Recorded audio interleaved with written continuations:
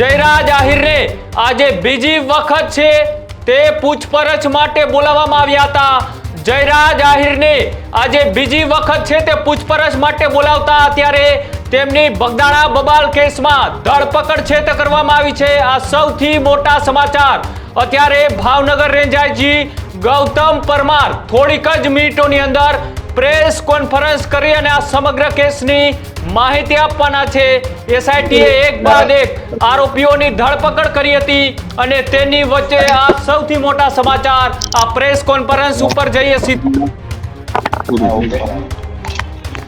સાક્ષીઓના નિવેદન call detail અને તમામના આધારે જયરાજ આહિરને પણ 3 દિવસ પહેલા અહીં બોલાવવામાં આવેલા હતા આઈજી કચેરી એમની પૂછપરછ ચાલી હતી અને ત્યારબાદ પણ બીજા 2 આરોપીઓની ધરપકડ સીધે કરી હતી અને તમામ પુરાવાને અત્યારે ધ્યાને લેવામાં આવે અને આજે સવારથી એસઆઈટીએ સાથે તમામ પુરાવાઓની ચકાસણી કરી હતી અને ચકાસણીની અંદર કેટલીક બાબતો સ્પષ્ટ કરવા માટે જયરાજ આહિરને ફરીથી અત્યારે સમન્સ પાઠવવામાં આવે છે અને સમન્સના આધારે તેમની પૂછપરછ બાદ તમામ એસઆઈટીની ટીમને ચોક્કસપણે લાગ્યું છે કે આમાં પ્રાથમિક પુરાવા પૂરતા છે કે જેમાંથી જયરાજ આહિરની ધરપકડ કરી શકે એટલે આજે એમને ધરપકડ કરવામાં સર કેવા પ્રકારના પુરાવા જયરાજ આહિર વિરુદ્ધ મળ્યા છે જેને લઈને ધરપકડ કરાઈ છે?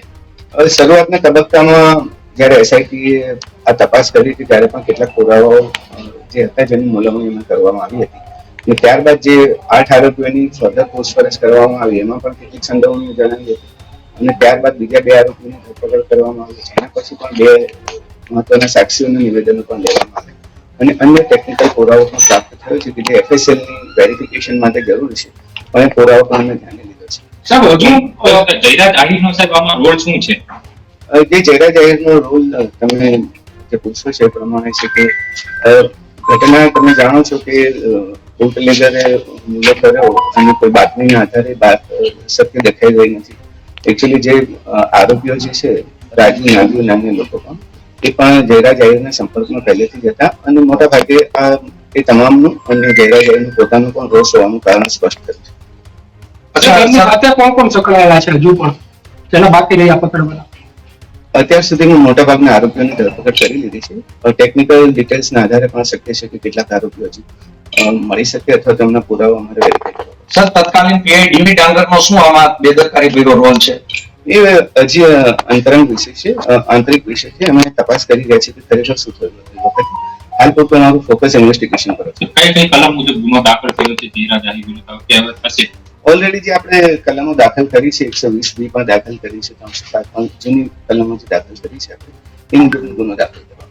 કે બાબા રીમા ઝાલા જે ડિવાઇસ દેતા તેના અગાઉ જે તમારે નિવેદન આપ્યું હતું હવે અમને તે પ્રકારે સીટ જોશે તો આપની ટીમ અત્યારે પ્રાથમિક તપાસ એસપી શ્રીને સોંપવામાં આવી છે, એનો રિપોર્ટ આવતા વાર લાગશે. જયરાજ આહિરે હુમલો કરાવવાનો છે કે બીજી કોઈ ટેકનિકલ ના આધારે એની ધરપકડ કરી છે એના આધારે કરી?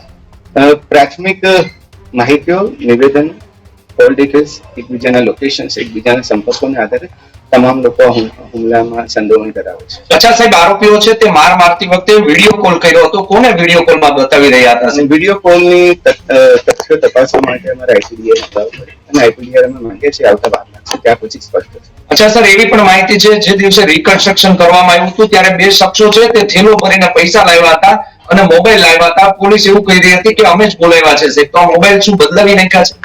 કેટલીક વાતો જે આવી હતી મેં વેરિફિકેશન કર્યું હતું, તમામના સાચા મોબાઈલ મેં રિકવર કર્યું.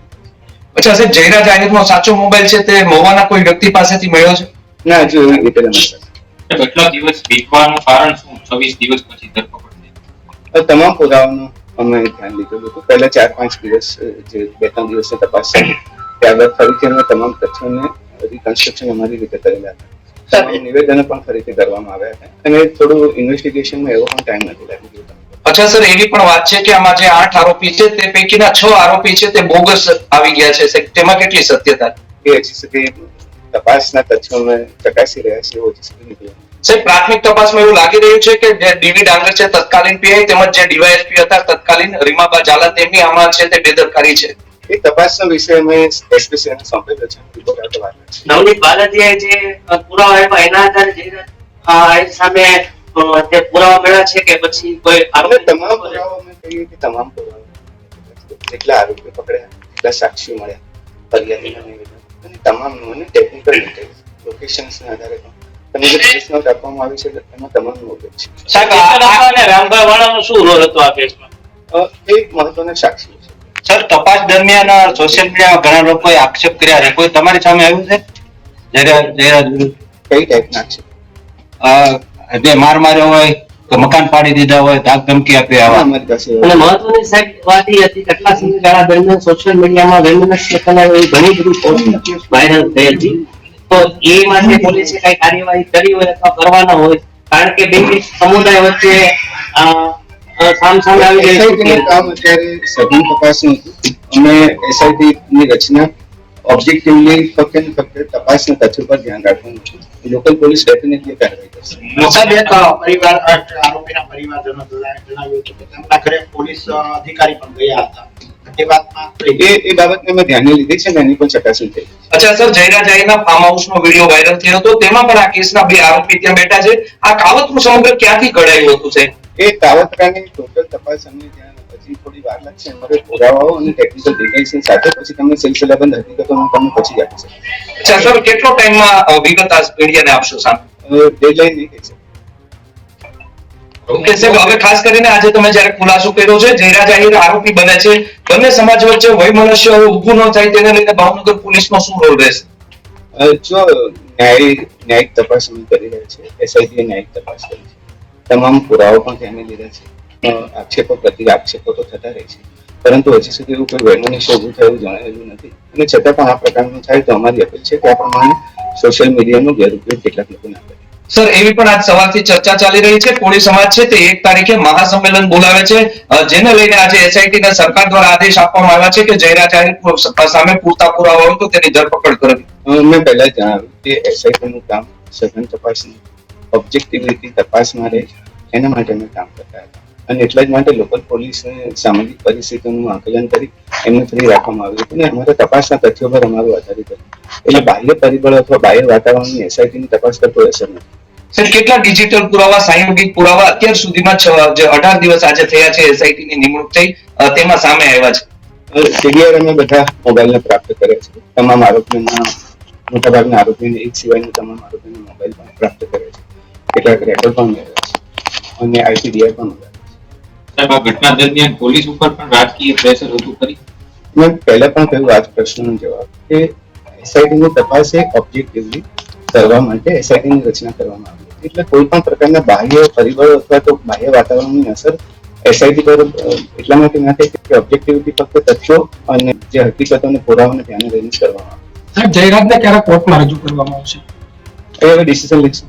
સર, પહેલી વાર જ્યારે જયરાજ આહીરને બોલાવવામાં આવ્યા એ પછી અને બીજી વાર, તો પહેલી વારમાં એમાં કયા પુરાવા ઓછા પડ્યા અને બીજી વાર બોલાવવામાં આવી ગયા?